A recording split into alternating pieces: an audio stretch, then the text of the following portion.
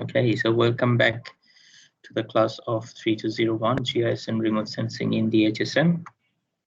I think last week we were talking about the vector data model, and this was our last slide, or maybe not. Can you help me which one was our last slide? So we have studied this one that I can recall. We have studied this one as well. I think this was our last slide, right?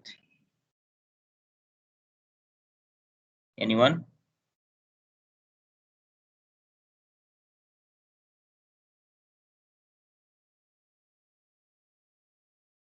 কারোরই মনে নাই?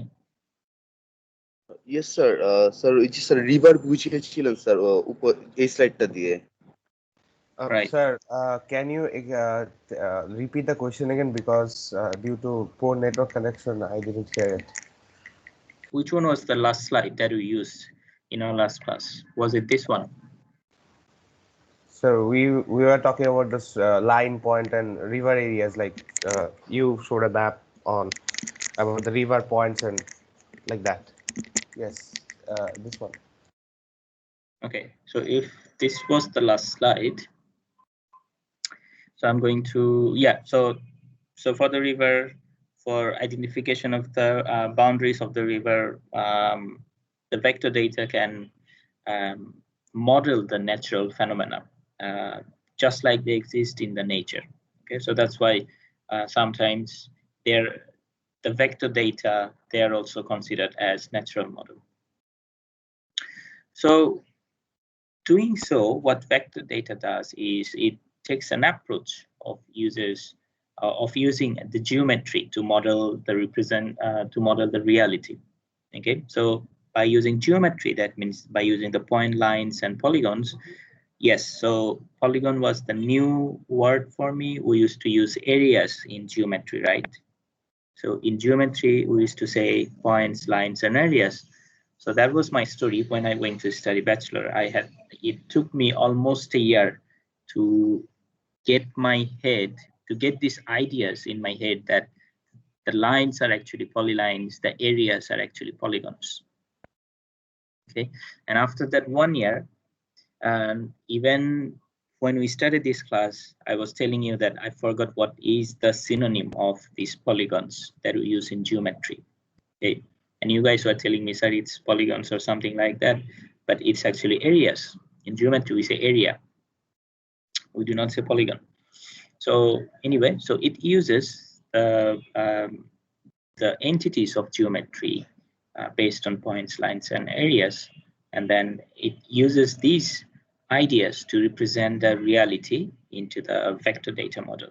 Okay, and while doing it, it takes one element of locational attributes. Okay, one element of geography which is very vital, which is very significant in GIS, and that is the coordinates. Okay, so when you work with geometry in mathematics, you do not really think of coordinates. Well, you think of the angles, you think of this side is 30 degrees, have a 30 degrees angle with side B. You think of all these ideas, but you do not really think of that, okay, so at the point A, the side A and B meets or intersects. So what is the location of this point A? Do you understand what I'm saying? So we do not consider the location of this point A. However, in GIS, in vector data model, what it does is instead of identifying these angles, it says what are the location of these points. As long as we have points, as we have seen in our earlier lectures, as long as we have points, as long as we know the location of these points, and thus the coordinates of these points, we can always connect the dots. That means we can always connect these points and create polylines, or we can create polygons. So that is what the next point says. The areas are broken down into lines and nodes. So what are the nodes? These nodes are these points where two vertices meet, or the two sides meet. Okay, so if you have one side A and B, and if they meet at point A. So the A is the node of these two lines. Okay, and these two lines are known as vertices. We'll come back to this. So that is what it says. A node is a point and a defining endpoint of an arc. Okay, so what is arc? Any vertices is an arc if they are in between two nodes. So the lines are the chain of points. We have already established that. And the endpoints are called nodes, and the points on the lines are vertices.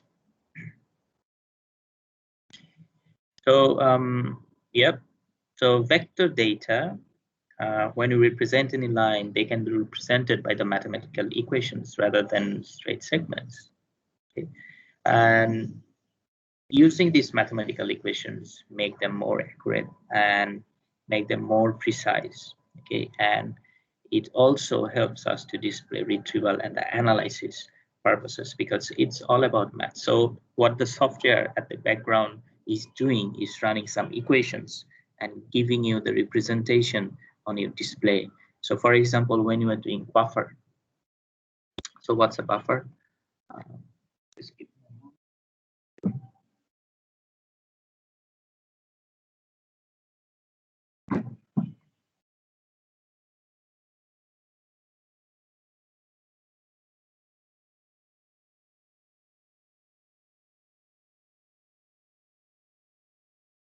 We haven't studied buffer, but you might already know what's a buffer.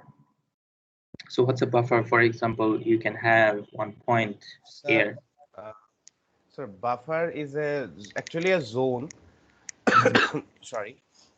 Like if we make a map, there is a future. It's a feature map where it's like representing the distance or time. Buffer is actually useful for proximity analysis. Exactly. So that's also another thing that I say in my classes. The advantages that English speaking student has over the non-English speaking students. Why? Because these jargons or these terminologies, say buffer and then clip, all these things they exist in English language. So when even not in GIS, in daily life, they use buffer, the word buffer. Okay, so buffer means you take one point and then you draw a boundary based on a value. Okay, for example, you have one point here and then you say, all right, so I want a buffer of 100 meters. So you take 100 meters distance and then you create one circle. Okay, so that's your buffer. So in every direction you go, that's 100 meters distance you have. So the radius is 100 meters, and then you create one buffer. Yes. Sir, if someone studied science actually who had their chemistry, they would have this particular buffer solution. Like yes. From this solution, you can define if another solution you are adding with it, is it acidic or basic? So the buffer is kind of like that. From one point, we are actually comparing that what's going on. Exactly. So yes, so just like Sadman saying, the word has applications or uses in different fields of study. Okay, so that's the advantages they have. And once we, the non-English speaking speakers, once we get this idea into our head that when we hear buffer, we can then automatically the idea triggers in our head saying that's all right. So buffer is this thing, then you are a little bit ahead of other students at the time. Okay, and we should practice having these ideas in our head more often.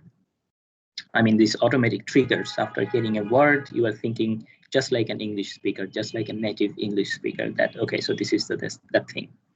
So, for example, when you are doing this buffer, so Sadman said another word, which is quite important. He said proximity. Sorry, proximity, right? So what's happening is it taking the coordinate of this point. So this coordinate has x1 and y1 coordinates. And then it's taking these this Euclidean distance. Have you heard of Euclidean distance? So x1 minus x2 whole square plus y1 minus y2 whole square.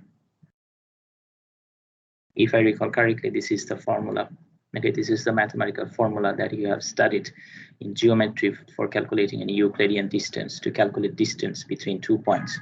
If you have a graph, you have x1, x2, so that's 1, 2, and say 3, and then you have 1, 2, 3. If you have point 1 at 1, 1 and have another point at 3, 3, so what would be the distance between them?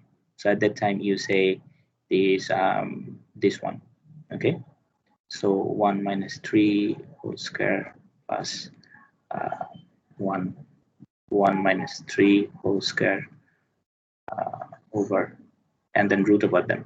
Okay, so ultimately you have 2 to the power 4, 2 to the power 4, 8 root, and then what do you find? Do you find 3? No, not 3, something else. Okay, 2 point something. So the distance become 2 point something.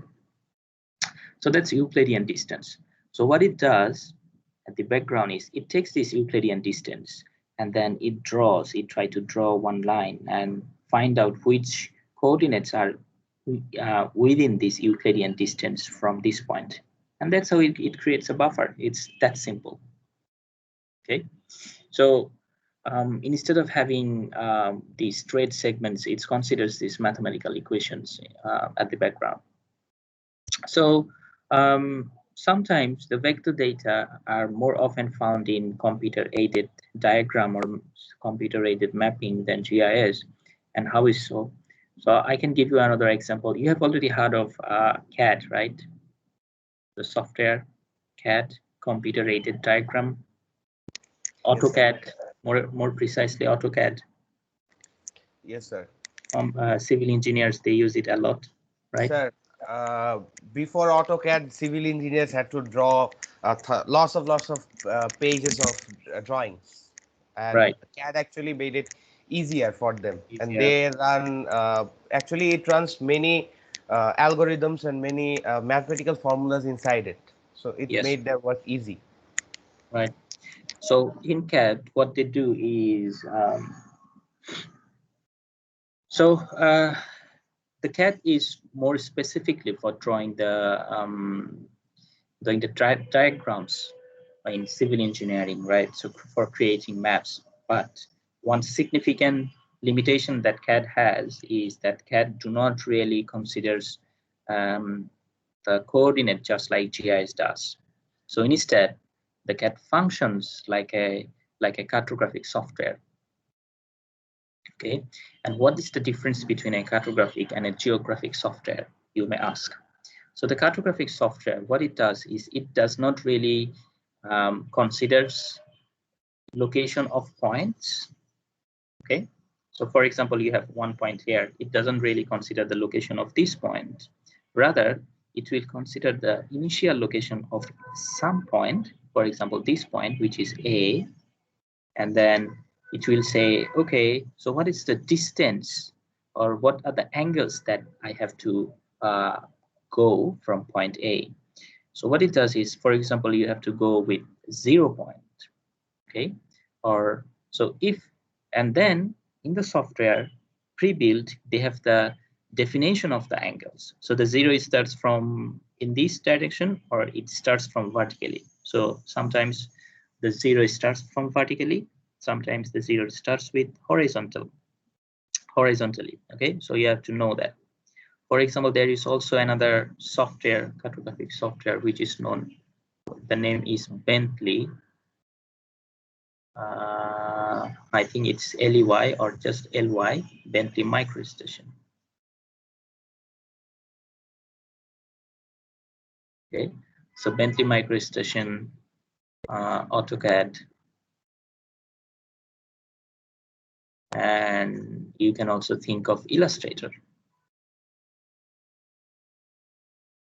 So in Bangladesh, many geographers, they do not use AutoCAD. Instead, they use Illustrator for creating maps. Okay. And Bentley MicroStation is very expensive, so it's not that popular in our country, but in abroad, in overseas, they are very popular. So many geographers or GIS experts, instead of using AutoCAD, they use Bentley MicroStation. However, the basic functionality of Bentley MicroStation and AutoCAD, they are quite similar. So these two can take the coordinate of point A into the consideration, whereas Illustrator does not really take the coordinate into the consideration for the initial point. So as I was saying, for example, this is the 0-degree plane. So your mapping says that you have to go 3 inches. So 1 inch is 1 kilometer. So another point is located 3 kilometers away from the initial point at the angle of 0. So what you do is you create a line and then you measure this line. You tell the software that it's 3 inches at the 0-degree direction. So it takes a 3 inches 0-degree direction and it creates a point B. Now your software says that, all right, okay, so make a minus 45 degree angle. In the minus 45 degree angles, there is another line, and that's 4 inches away. That means 4 kilometers away. So your software takes, you input minus 45 degree, minus 45, and then you create a line at the 4 inches. Okay. So here you go, minus 45, and then 4 inches, that's point C. So that's point, oops.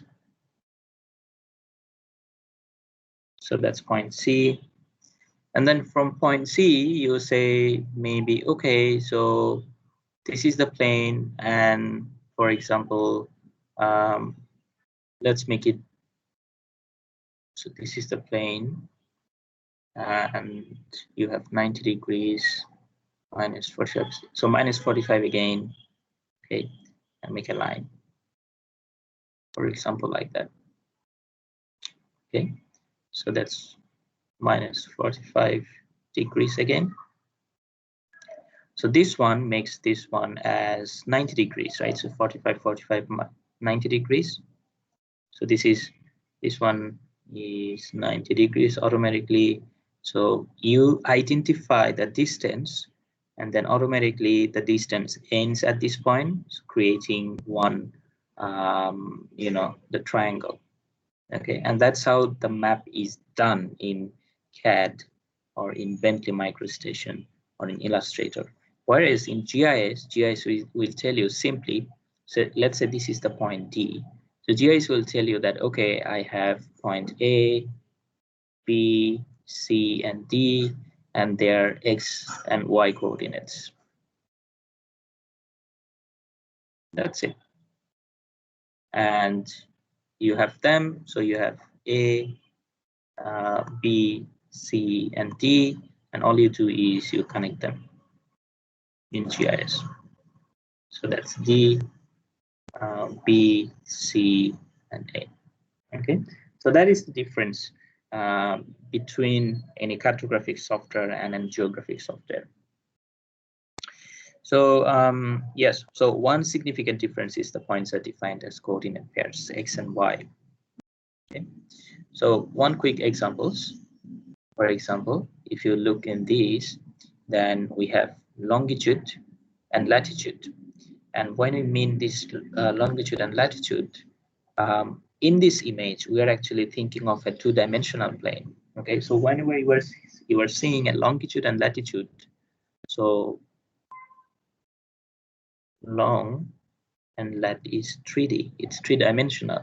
But when you are seeing X and Y, that's two-dimensional. Don't forget that. Okay, when you are seeing latitude and longitude, you are seeing a three-dimensional plane. Okay, because those are angles. You will see in latitude and longitude, you will see 24 degrees, 185 degrees. Obviously there is no 185, or there is. No, there isn't. Its maximum goes 180. So you will see 100 and 20 degrees, or maybe 110 degrees, and negative 20 degrees, something like that. Okay, so these are degrees, these are angular measurement. So these are three-dimensional, latitude and longitude. Whereas X and Y, it's two-dimensional. So longitude, it's represented by X, and how we will discuss it in the coming lectures, and the latitude gets represented by the Y. Okay, so that's why on this x-axis we have longitude, okay, because that's the X, and there is a theory behind it. I will explain it when we will be discussing coordinates. And the y-axis we represent latitude, so it's Y. And remember, this is two-dimensional, this is not three-dimensional. So on this point, if we have one point, for example, if we have this point, so if this is 1 and if this is 5, then the coordinate of this is 1, 5. Okay, if this is 0.5 and 6, if this is 6 and 0.5, so the location of this point is 0.5, 6, X and Y. So similarly, you have multiple coordinates of coordinate pairs for all these points, right? And all these points together, they form a line or polyline. And on these, the starting point and the ending point are known as node. Okay, I will write it here. They are named as node. And all the other points in between are known as vertex. Every single point is vertex, and the plural form is vertices. At the same time, any segment of line located between node and any vertex, or between two vertices are known as arc. Okay, so once again, if there is a polyline and the starting point and the ending point are known as node. Okay, other than node, any point located on the line, okay, any point located on the line are known as vertex, and the plural of vertex is vertices. And then any segment of line, I did not say line, I said segment of line. That means লাইনের অংশ. Okay, segment of line located between two vertices, plural form, or one vertex and a node. For example, this one is between this node and this vertex. This segment is located between this node and this vertex. Okay, these are known as arc. These are known as arc. Okay, so now if you have multiple points and if they are forming lines which is enclosed, we call them polygon in GIS. So real world might seem like this. It has more details, more precise information. So A is a polygon, B is a point, C is a polyline. And then you project this real world into a two-dimensional plane using multiple coordinates. So this is a coordinate plane, and in this coordinate plane, we have values starting from 0, 0 at this point. And on the x-axis, we increase with 1, 2, 3, 4, 5, and the y-axis 1, 2, 3, 4, 5, and so on. So we have these lines, and now we can map them out using, this is point I, this is vertex 2, vertex 3, vertex 4, 5, 6. And if we join them, then we have this area which is representing this area of A. So we have this polygon which is representing, I would write it down as A dash. Okay, we have this A dash which is representing this area A. Similarly, we have this point B dash which is representing this point B. So the B dash is located at 4, 4 coordinate. Okay, 4 and 4 coordinate. Similarly, we have this line C dash, which starts with 1 and 2. So that's 1 and 2. Their coordinates identified with the node number of 8. Sorry, it's 7. Then C. Sorry, C. Not this is 7. This is 8. Then 9 and 10. So 10 is 5 point something and 2 point something. Okay, so 5 point something and 2 point something, X and Y values. So that's how we map it out. And just like you observe here, the reality has precise information. It's more precise. This is a fine curve, right? This is a fine curve. But in here, this is not a fine curve. This goes with connection with multiple arcs, is making up these lines. And the arcs are built based on the multiple vertices. Okay, because the point is the primitive. You have to remember that the point is the primitive in GIS. So when we zoom in, we see these vertices, but then when we zoom out, we look from the distance. These multiple arcs seems like a smooth line like this. Okay, so that's the so that means we're losing some precision at this point. So if the GPS data was collected at this point and the next GPS point was collected at this point, so we are actually trying in the GIS, we are drawing these two lines. We are drawing the line as this connecting line. So this detailed information is being lost. And the next point is here, next point is here, and the next point is here, for example. So now you are drawing a line in GIS, you're representing with this line of information, and this part, this precise information is being lost. So in vector as well, although it's a natural model, it does not really contain all the detailed information that is found in the nature, that is found in the reality. Some of the details are always lost, even in vector data model. In raster data model, the loss is significant. In vector data model, the loss is minimized. However, still there is some losses. So by using these ideas, for example, here is one example. I think this is Uttara or something like that. It's sector 10 of Uttara. Okay, so this map was drawn in computer-aided diagram software AutoCAD. So yeah, so one quick good example of the uses of line, polygons, and points and multiple levels in this map. So if you can see, this map doesn't have any coordinate information. You see, there is no coordinate information on the left side, on the bottom, on the right side, anywhere. Okay, however, it gives you the distances and the areas very precisely. Okay, if you have this ground, open ground, then it exactly covers these 1, 2, 3, 4, 5 blocks. In this direction, it exactly covers 1, 2, 3, 4 blocks. Okay, in this direction again, it covers exactly 1, 2, 3, 4, 5 blocks.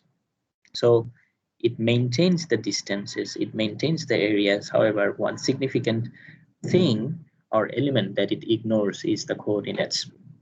However, when you have one initial point defined as 0, 0, or you have specific coordinate of this point, then as long as you maintain the distances and the areas, they can maintain the coordinates.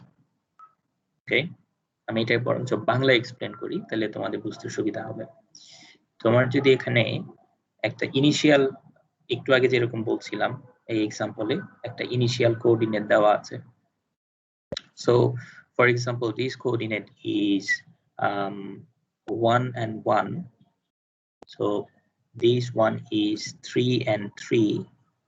Okay, so তুমি জানো না যে এখানে 3 and 3, তুমি শুধু initial coordinate নিয়েছো 1.1 and you said it has to go minus 45-degree angle from the initial plane, so minus 45-degree angle. So if you draw a graph, so if this is your 1 and 1 or 0 0, okay, so 0 0 0 0, this is 1, this is 1, and then this is 3, this is 2, this is 3, 2 and 3.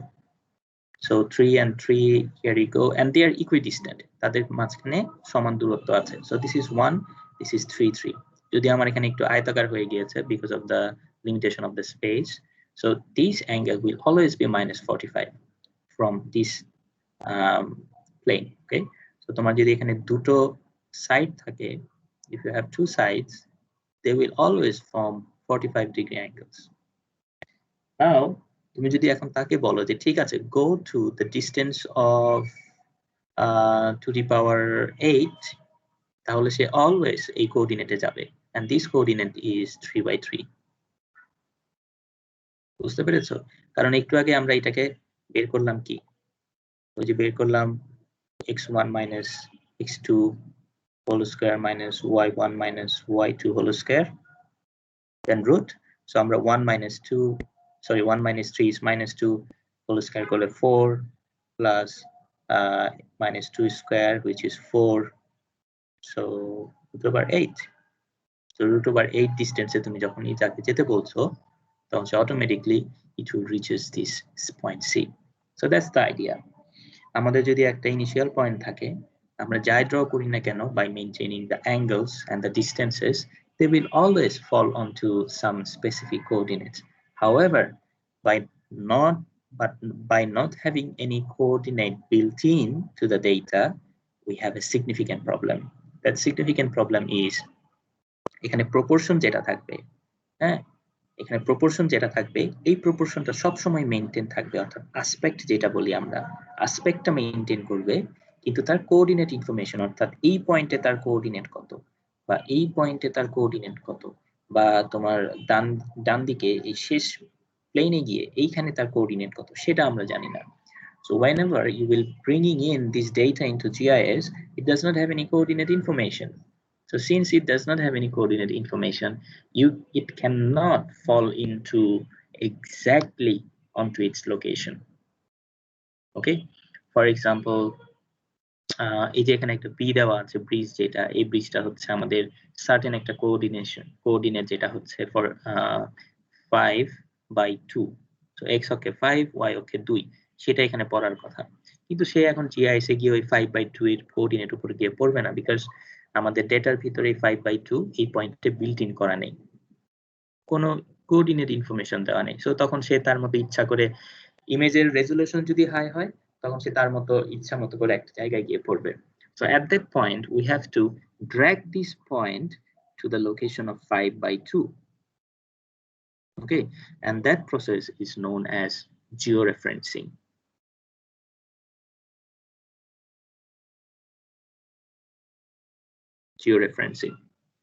So georeferencing কি জিনিস, সেটা আমরা পরবর্তীতে শিখব। Okay, এখন just the brief idea and the examples আমি দিয়ে রাখছি। So that is how they look like. At the background we have our sir. Yes sir, polygone কি আপনার নোড থাকবে? পলিগনে কি থাকবে? নোড, যেটা পলি লাইনে আমরা নোড পাচ্ছি না দুইটা, একটা স্টার্টিং পয়েন্ট একটা এন্ডিং পয়েন্ট, কিন্তু আমাদের তো পলিগনে সেই জিনিসটা থাকতেছে না, কারণ পলিগনে স্টার্টিং পয়েন্ট নাই। পলিগনে রোড বলতে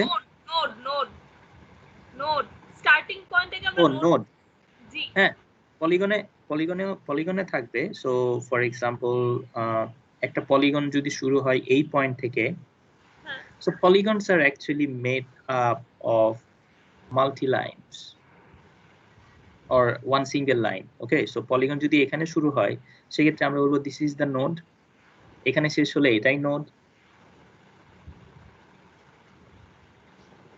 বুঝতে পেরেছো? জি, I mean পলিগন তো একটা জায়গা থেকে শুরু হইতে হবে, তাই না? ইয়েস, একটা জায়গা থেকে শুরু হয়ে ওই শুরুর জায়গাতেই সে শেষ হচ্ছে, আনলাইক দ্য লাইন হচ্ছে একটা জায়গায় শুরু হয়, আরেকটা জায়গায় গিয়ে শেষ হয়। So from the theoretical point of view, আমরা তখন এটাকে বলছি নোড। ওকে, বাট এখন আমি ইন্টারেস্টিং পয়েন্টে আসি, সেটা হচ্ছে আমরা যখন জিআইএস সফটওয়্যার নিয়ে কাজ করব তখন জিআইএস সফটওয়্যার কিন্তু তোমরা যখন জিআইএস এ এডিট করবা, আর জিআইএস এ যখন এডিট করবা তখন যতগুলো পয়েন্ট তুমি পাবা তারা সবগুলোকে বলবে ভার্টেক্স। হ্যাঁ, এটাকে সিম্পলিফাই করে ফেলে তারা সফটওয়্যারে, তখন এটা মোর সিম্পলিফাইড ভার্সন। এটা হচ্ছে থিওরি জানার জন্য, যে থিওরিতে this two are node. Okay, আর সফটওয়্যারে যখন ইউজ করতে যাবা everything is vertex. Okay, sorry, পলিলাইনের ক্ষেত্রেও? হ্যাঁ, পলিলাইনের ক্ষেত্রেও। সো তুমি যখন জিআইএস এ ইউজ করতে যাবা, আর জিআইএস এ তুমি যদি একটা লাইন নিয়ে আসো, তাহলে এটাও সে বলবে ভার্টেক্স, এটাও সে বলবে ভার্টেক্স। আর জিআইএস এর কথা বলছি। ওকে, স্পেসিফিক্যালি সে এটাকে নোড বলবে না। So there must be some limitation involved based on the software development, or node যেটা ভার্টেক্স সেইটা এসেনশিয়ালি আমরা যদি চিন্তা করি, তাই না, সবগুলাই point, they are forming arcs. Okay, তো ওই পার্সপেক্টিভ থেকেই হয়তো তারা সবগুলোকে ভার্টেক্স হিসেবে ডিফাইন করে দিয়েছে। হাউএভার তুমি যদি আবার জিআইএস এর ওয়েবসাইটে যাও, সেখানে কিন্তু আবার ডেফিনেশনে সুন্দর করে বলে দিয়েছে যে এগুলা হচ্ছে node. Okay, so all the nodes are vertex, but not all vertices are node. Sir, আমরা যে জিআইএস এর জিনিসগুলো করতেছি, এগুলো তো এগুলাকে কি আমরা ক্যাট বা ক্যাম বলতে পারি? কোনগুলোকে ক্যাট বা ক্যাম? আমরা জিআইএস দিয়ে যে জিআইএস সফটওয়্যার ইউজ করে যে ধরনের ম্যাপগুলো পাচ্ছি, সেগুলোকে কি আমরা ক্যাট বলতে পারি?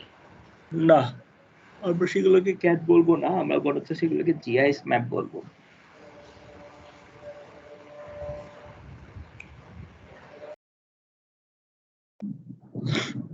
Okay, so how do they look like in database in GIS map? So in the database, they are set as hierarchical linked files. Okay, so if you have this data in representation on your user interface, you will have these sorts of information.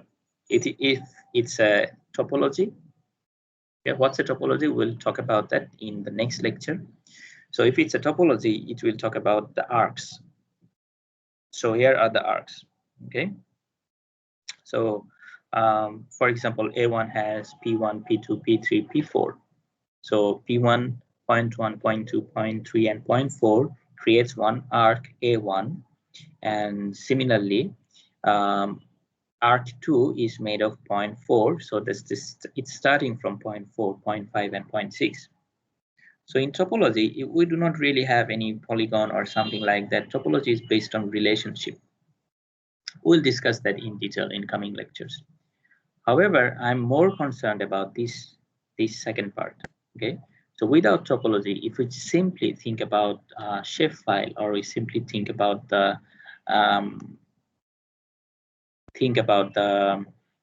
I would say the more modern vector model, okay, which we usually use now in GIS. Whenever we do not really think of the arc perspective anymore in GIS, we rather think of the point perspective now. So in point data, what it contains are the longitude and the latitude of these points. So instead of containing these arc values, in present day, GIS contains point values. So the point one has minus 84 degree longitude and 41 degree latitude, and so on. So what are the differences between raster and vector? Of course, the first thing that will come to our mind is the voluminous. The volume of data. Raster is more and more voluminous than the vector data. Also, the volume increases with the decrease of cell size. So the more fine the cell size are, the higher the size of the file, of the raster file. Okay, and the source of data. Raster data is, in a way, their images. So the images are taken by sensors So the source of the data usually derived from remote sensing, or the elevation data which were collected in vector form then could be converted into raster form, or the elevation data that was directly collected by remote sensing technology, for example, radar or LiDAR. Okay, and vector data, they are usually collected by different devices, for example, GPS or trigonometric station, or different surveys. Okay, so that's why vector data are mostly found in administrative data or administrative boundaries, street lines, or let's say housing zones. Okay, so or land use zones. All these data are usually stored in vector data because these data are collected using different surveys. So the software, so there are multiple GIS softwares, both free and both with a price. Some software, they deal with raster data better, some software deals with vector data better. However, in these days, both raster and vector works just fine with the major softwares, for example, QGIS and ArcGIS. So one is free, QGIS is free, ArcGIS is paid version.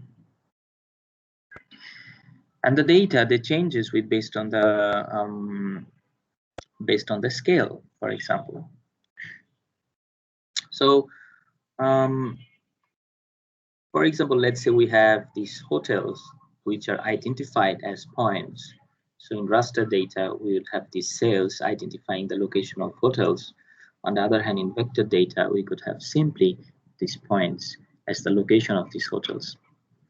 And if you have these ski lifts, or the line representing the lifts where the ski lifts, they moves, you go up and then you ski down to the bottom. So these lines can be represented simply in vector in this form, whereas in raster they are representing by the series of cells. For the areas, they are represented using a cluster of cells, whereas in vector they are being represented by connecting multiple points on a coordinate plane. Remember, I said coordinate plane. I did not say just anywhere. I said coordinate plane. So at the background, there are coordinates. You just match the coordinates of the points and the coordinates of the plane, sort of like Lego, okay, or jigsaw puzzle. And we have road networks. So road networks are again connected series of raster cells in raster data, whereas in vectors they are connected points on a coordinate plane. And the elevation in raster are the cluster data, cluster cells with similar values. So we have these cluster cells with similar value, similar height, and the next one is a little different. Okay, they are similar with similar value, but they are different than these central black cells and the white cells which are at the boundary. On the other hand, in vector representation, the elevation is getting represented with isolines. So these isolines, so what are isolines? Isolines are lines which have same value throughout that line. For example, isotherm, when we represent a line representing the same temperature throughout that line. Okay, so that's isotherm. So these isolines, so vector data uses isolines to represent height, and these lines are known as control lines. So now the attributes. So in GIS so far we have talked about the cartographic elements, geometric elements. Okay, and when we're drawing, we have another elements at the background and the attribute table. So this attribute table contains the information about the data that we map out, the data that we represent. For example, if you have a land cover map using the raster data, you can identify what is the boundary of this land cover and what is the what land cover type it is. So at that time, in the attribute table or in the attribute of the cells or in the cells, you will store the information of that land cover. However, now you want to analyze these land cover information, or you want to do the statistical analysis of this data. And for doing that, the first step, what you want to do is you want to do a descriptive analysis. So you want to employ descriptive statistics. And when you want to employ, or when you want to use these descriptive statistics, you have to categorize this data. Okay, and when you want to categorize this data or classify this data, or you want to identify these data, you have to understand what type of data they are. So that means you have to identify the scale of their data. So there are 4 scales or 4 types of data initially. They are nominal, ordinal, interval, and ratio. Okay, 4 types. Since you do not have studied statistics, but you may already know nominal is based on the names. Okay, nominal, you see, norm. Okay, so it's very similar to name. So they are based on names. For example, land cover classes. So land cover classes, you might say built up. Remember, it's built up, not build up. It's not D, it's T. Okay, so in future, never make this mistake. It's always T, because when you are mapping out an urban area, it's already built. You are not building it, it's already built. Someone built it 10 years ago, 5 years ago, or even 3 hours ago. So it's built, it's in the past form, built up area. Water cover by water bodies. So now you see this built up is a name. Water, it's a name. Vegetation, it's a name. Okay, so that's why they are in the scale, they're in the nominal scale. Okay, or the attribute that we have stored in our data, be that in raster or vector, in the attribute table or in the raster cells. Now we can say that the data is in nominal scale. So based on this since we know that the data is stored in nominal scale, now we can perform all the analysis that can be done on the nominal data. So ordinal scale. So ordinal is very close to the word order. Okay, so what's the order? So what order are nothing but hierarchy. For example, professor, associate professor, assistant professor, lecturer, then maybe TA, student. So these are the hierarchy that we have in university, right? So these are the orders that we have in our university. Also, we have chancellor, vice chancellors, and deans, or we can have the university, then faculty, then departments, then classes, and so on. So these are the hierarchy. So in GIS, when you are working with